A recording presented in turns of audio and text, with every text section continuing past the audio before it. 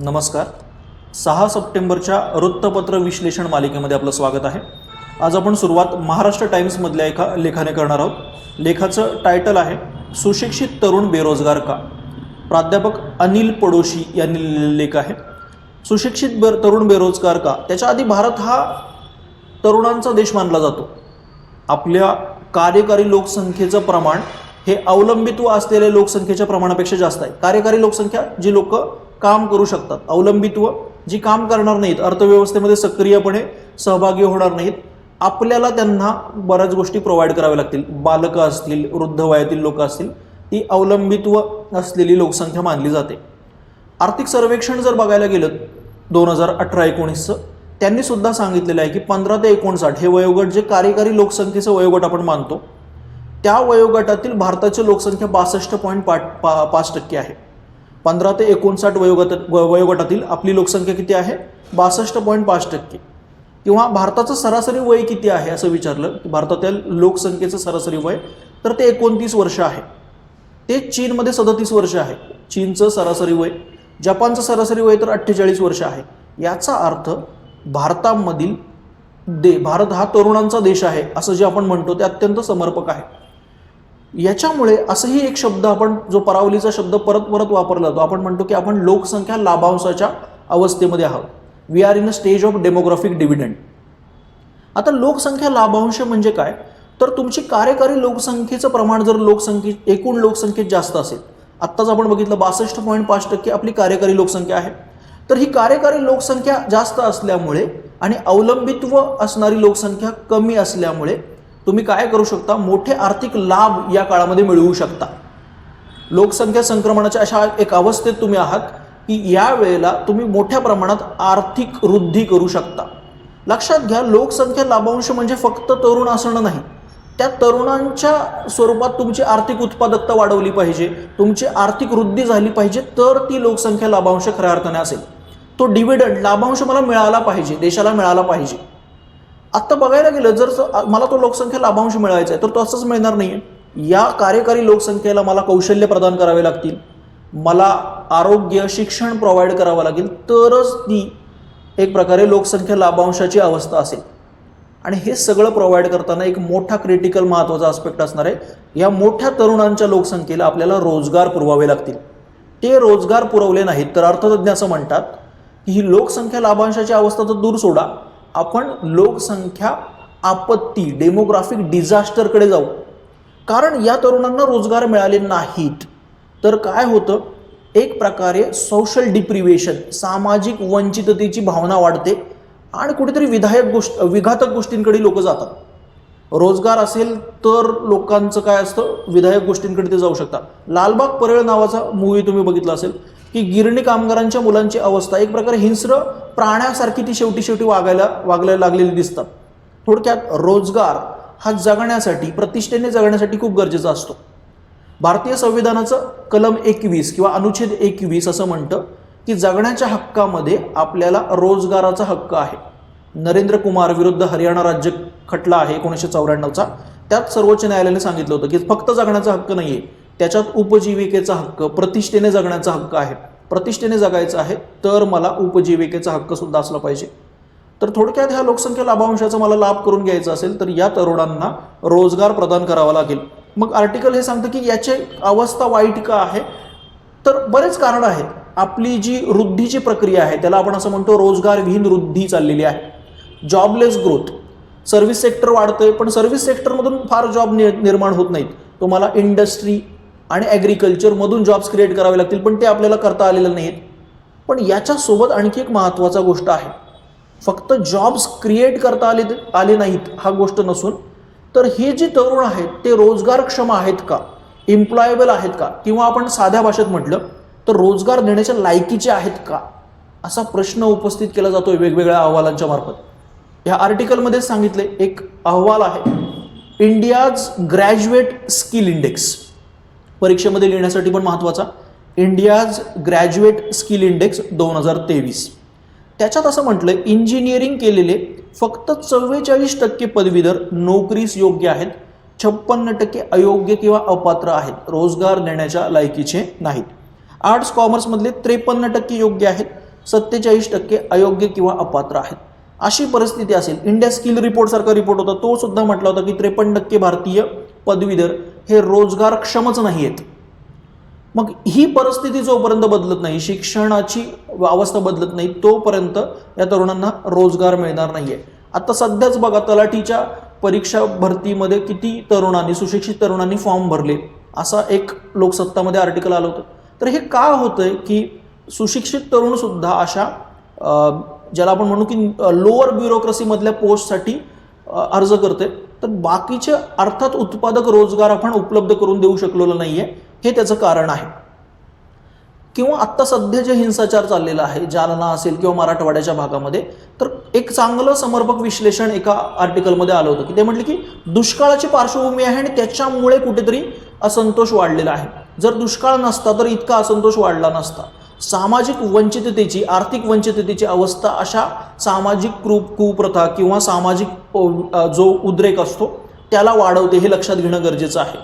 त्याच्यामुळे लवकरात लवकर ही जी परिस्थिती आहे, ही रोजगार क्षमता या लोकांची वाढवणं, तर एक त्यात ह्या रिपोर्टमध्येच सांगितलेलं आहे, जो आता आपण बघितलं, इंडियाज ग्रॅज्युएट स्किल इंडेक्स, त्यात जी एक अंमलबजावणी करण्यासारखी शिफारस जी सांगितलेली आहे ती करता येण्यासारखी आहे. ते म्हणतात की ज्याला आपण म्हणतो इंडस्ट्री अकॅडमिया लिंकेजेस.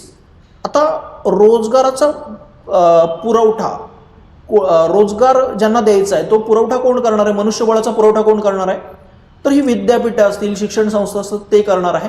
आणि मागणी कोण करतंय, तर इंडस्ट्री, उद्योग करतोय.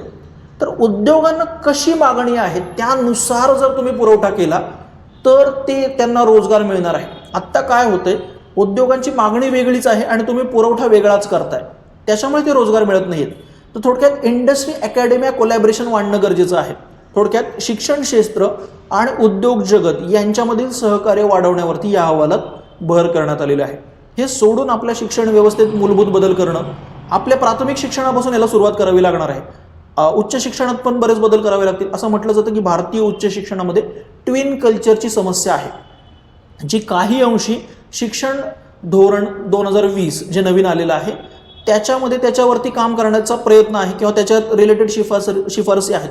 ट्विन कल्चर म्हणजे काय, समजा इंजिनिअरिंगच्या विद्याशाखेमध्ये गेलेला एखादा विद्यार्थी आहे किंवा ह्युमॅनिटीजमध्ये गेलेला विद्यार्थी आहे, तर त्याचा दुसऱ्या शाखेशी काही संबंधच नसतो. म्हणजे इंजिनिअरिंगला ह्युमॅनिटीजमधलं काहीच माहिती नसतं. तर हे काय आहे की एक आंतरशाखीय दृष्टिकोनच नाही आहे. जीवनाचे प्रश्न बहुआयामी असतात, तुम्ही फक्त एकल दृष्टिकोनातून बघून जीवनाचे प्रश्न सोडवू शकत नाहीत. तर त्याच्यामुळे चिकित्सक दृष्टिकोन विकसित होण्यासाठी तो आंतरशाखीय दृष्टिकोन असणं गरजेचं आहे. तो आपल्या कोणीतरी उच्च शिक्षणामध्ये नाही आहे, तर त्याच्यावरतीही काम करावं लागेल. थोडक्यात बऱ्याच अशा लेवलला काम करून ती समस्या सोडवणं गरजेचं आहे. आर्टिकलमधून ह्या काही महत्त्वाच्या गोष्टी आपल्याला समजतात. त्याच्यानंतर कालच आपण बघितलं होतं की आफ्रिकेमध्ये पहिल्यांदा आफ्रिकन युनियन किंवा आफ्रिकी देशांची एक पर्यावरण परिषद सुरू झालेली आहे. ती नैरोबीमध्ये, जी केनियाची राजधानी आहे नैरोबी, त्याच्यामध्ये सुरू आहे. तर त्याच्यामध्ये पहिल्या परिषदेच्या पहिल्या दिवशी त्यांनी कार्बन कराची मागणी केली. ते म्हटले की विकसित देशांनी जबाबदार आहेत ह्या सगळ्या हवामान बदलाला आणि त्याचा फटका आम्हाला बसतोय, तर तुम्ही कार्बन कर आकारून आम्हाच्यापर्यंत निधी पुरवठा केला पाहिजे. तर कार्बन टॅक्स, कार्बन कराची प्रमुख मागणी याच्यातून आलेली आहे. त्यानंतर आणखी एक सोशल मीडियावरती तुम्ही चर्चेलेला विषय बघितला असेल. असे चर्चेलेले विषय जसं की इंडिया म्हणायचं की भारत म्हणायचं, तर सोशल मीडियावरती न अभ्यासता, तिथल्या विद्यापीठात न अभ्यासता, जर चांगले न्यूजपेपरमधल्या सोर्सेसमधून चांगले आर्टिकल पिक करून वाचता आले तर चांगलं राहतं. सकाळमध्ये आज थोडीशी चर्चा आहे त्याची, इंडिया दॅट इज भारत नावाचं त्यांनी हेडिंग दिलेलं आहे. तर आत्ता आपल्याला असा प्रश्न आला परीक्षेमध्ये, पॉलिटीच्या परिप्रेक्षामध्ये, की इंडिया, आपल्या कॉन्स्टिट्यूशनच्या आर्टिकल 1 मध्ये काय म्हटलंय, India that is Bharat shall be union of states. तर इंडिया अर्थात भारत हे आपलं राज्याचं नाव आहे, आपल्या देशाचं नाव आहे. तर मग आत्ता आपण जे G20च्या येणाऱ्या निमंत्रितांना दिलेलं लेटर आहे त्याच्यामध्ये असं लिहिलं आहे, भारताचे राष्ट्रपती, प्रेसिडेंट ऑफ भारत. तर त्याच्यामुळे गदारोळ झालाय की मग इंडिया नाव वगळण्यात येईल का, पुढची घटना दुरुस्ती त्याच्यावरती होईल का. पण या गदारोळामध्ये आपल्याला एक आर्ग्युमेंट वापरता येऊ शकतं, ते म्हणजे घटना समितीमध्ये जी कॉन्स्टिट्यूशन असेंब्ली होती त्याच्यामध्ये काय मतं आली होती. तर या आर्टिकलमध्ये ती 2 मतं आलेली आहेत, तेवढीच मी सांगणार आहे. बाकी राजकीय चर्चा वगैरे किंवा याच्यातून चांगली जी मतं येतील ती आपण नंतर बघूया. तर याच्यामध्ये जे हरी विष्णू कामत आहेत त्यांचं आर्ग्युमेंट दिले, HV कामत. तुमच्या पॉलिटीच्या पुस्तकामध्ये पण HV कामत बऱ्याच वेळेला येतात. तर ते कोण होते? एकतर संविधान सभेचे सदस्य होते आणि फॉरवर्ड ब्लॉकचे नेते होते. आता फॉरवर्ड ब्लॉक प्रकार काय आहे? सर्वांना आधुनिक भारतामधील माहीत असेल, नसेल माहिती तर काय करायचं आहे, शोधायचं आहे, अभ्यास करायचा आहे. भारत और आता ह्या फॉरवर्ड ब्लॉकच्या HV कामत, हरिविष्णू कामत यांनी काय संविधान सभेत मत मांडलं होतं? ते म्हटले, भारत और in the English language India shall be union of states. बघा वाक्यरचना कशी आहे. त्यांच्या दृष्टीने भारत हे नाव महत्त्वाचं आहे, त्याला आपण प्राधान्य संविधानात दिलं पाहिजे. ते म्हणतात, भारत और in the English language India shall be union of states. तर कामत यांच्यामध्ये हिंदुस्तान, हिंद, भारतभूमी, भारतवर्ष ही नावं आपल्यासाठी महत्त्वाची आहेत. हरगोविंद पंत होते जे काँग्रेसचे होते, त्यांनी पण भारत आणि भारतवर्ष ही आपली संस्कृती दर्शवणारे, ज्याला एक सांस्कृतिक आशय आहे, आयाम आहे, अशी नावं आहेत, त्यामुळे त्यांना प्राधान्य संविधानात द्या असंही म्हटलं होतं. याच्यावरती आता चर्चा आणखी होत राहणार आहे आणि आपल्याला काही स्पेसिफिक गोष्टी पुढे जाऊन मिळतील, त्यावेळेला आपण त्या डिस्कस करू. लोकसत्तामध्ये आज पिरोला व्हायरसबद्दल माहिती आलेली आहे. तर पिरोला हा कोविडचा जो ओमिक्रॉन व्हॅरियंट आहे त्याचाच एक उपप्रकार आहे. ओमिक्रॉनचे इरिस आणि पिरोला हे 2 प्रकार सध्या चर्चेत आहेत. तर UPSC प्रिलिममध्ये विचारू शकते पिरोला काय प्रकार आहे किंवा पिरोला कशा संदर्भात आहे. त्याचं टेक्निकल नाव BA.2.86 असं आहे. पिरोला तुम्ही लक्षात ठेवलं तरी चालेल. तर याच्यावरती चर्चा त्यांनी थोड्या आर्टिकलमध्ये केलेली आहे की काय दक्षता घ्यावी, लक्षणं काय असतात, तिचे ऑलमोस्ट कोविडसारखीच आहेत. लस आपण जी घेतलेली आहे ती चालेल का? तर ते म्हणतात की त्यामुळे काय होईल की थोडासा त्याच्यामुळे आपल्याला ह्या नवीन व्हॅरियंटला अटकाव करण्यास मदत निश्चित होईल, पण किती इफेक्टिव्ह राहील हे पुढे जाऊनच कळेल. त्याच्यानंतर पुढचं जे लोकसत्तामध्ये आर्टिकल होतं ते वसाहतवादी मानसिकतेपासून मुक्तीच्या दृष्टीने होतं, जे इंग्लिश वर्तमानपत्रातलं लिहिलेलं ट्रान्सलेट केलेलं लोकसत्तामध्ये आलं होतं. आता त्या आर्टिकलमधल्या पण बऱ्याच गोष्टी काही अशा पिक करण्यासारख्या नाही आहेत, थोडंसं पॉलिटिकल अँगलनी लिहिलेलं सुद्धा आर्टिकल आहे. पण हे वसाहतवादी मानसिकतेतून मुक्ती किंवा निर्वसाहतीकरण हे आपल्या दृष्टीने महत्त्वाचं आहे. एकतर डिकॉलोनायझेशन हा आपल्या GS1चा पार्ट आहे आणि दुसरं UPSCने याच्यावरती एसे सुद्धा विचारलेलं आहे, is colonial mentality hindering India's progress. वसाहतवादी मानसिकता भारताच्या प्रगतीला अवरोध निर्माण करत आहे का? तर याचा पूर्ण विचार करणं गरजेचं आहे. आणि आर्टिकलमध्ये सांगितल्याप्रमाणे निर्वसतीकरण करणं म्हणजे भारतीय परंपरेचं अंधानुकरण करून त्याचं उदात्तीकरण करणं असं नाही. निर्वसाहतीकरण करणं, डिग्लोबलायझेशन करणं म्हणजे पाश्चात्यांचं अंधानुकरण न करता आधुनिकतेकडे जाणं, हे लक्षात घेणं गरजेचं आहे. आत्ताच्या संदर्भात तुम्ही म्हणाल की गेले ना ब्रिटिश सोडून, मग कसलं निर्वसतीकरण? तर ब्रिटिशांनी दिलेल्या किंवा मागे ठेवलेल्या आणि आपण कुठेतरी त्या इंटरनलाइज केलेल्या गोष्टींपासून मुक्तता. साधं म्हणजे एक जनरल उदाहरण द्यायचं झालं तर आपल्याला वाढदिवसाच्या शुभेच्छा आल्यानंतर आपण म्हणतो थँक्यू फॉर युअर वॉर्म विशेष. आता त्या ब्रिटिशांच्या टेम्परेट एरियामध्ये जिथं थंडी आहे तिथं ठीक आहे, वॉर्म विशेष ठीक आहे. भारतामध्ये एवढ्या गरमीमध्ये कसले वॉर्म विशेष घेत आहे? तर कुठेतरी आपण ते विचार करतोय का? इंग्रजीमध्ये बोलणार असेल तर तो आपल्याला जास्त हुशार वाटतो. वसाहतवादी मानसिकता आहे का?